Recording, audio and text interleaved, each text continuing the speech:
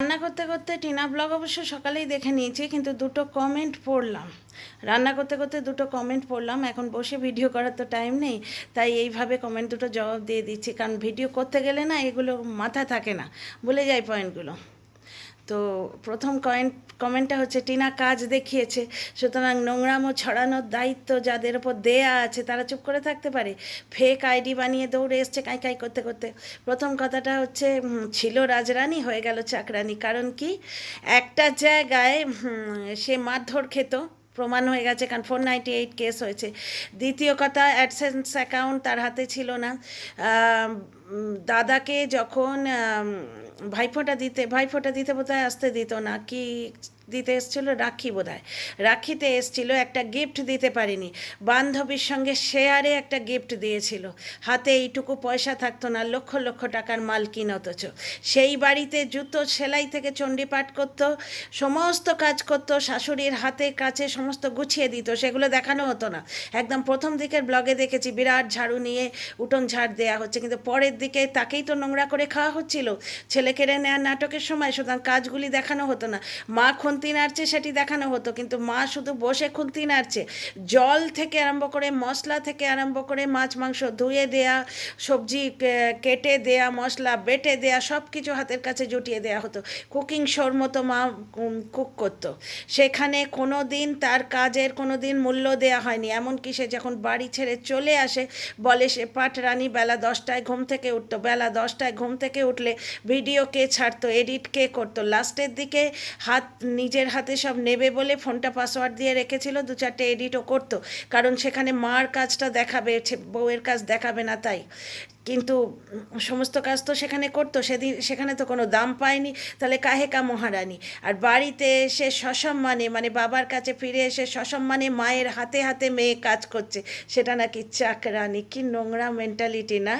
মায়ের হাতে হাতে কন্যা সন্তান, মেয়ে কাজ করছে, সেটা চাকরানি। আচ্ছা, দ্বিতীয় কথা, মুখটা চেঞ্জ হয়ে গেছে। তা হ্যাঁ ভাই, 18 বছরের মেয়ে আর 24 বছরের মেয়ের চেহারা চেঞ্জ হবে না? হ্যাঁ, চেহারা চেঞ্জ হবে না?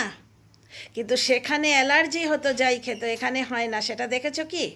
আচ্ছা, 3 নম্বর পয়েন্ট হচ্ছে চেন। খুব চট করে একটা ঝট করে ভিডিও করে ছেড়ে দেবো, খুব চট জলদি ভিডিও, কারণ এখন আমি রান্না করছি, রান্না করতে করতে এসেছি।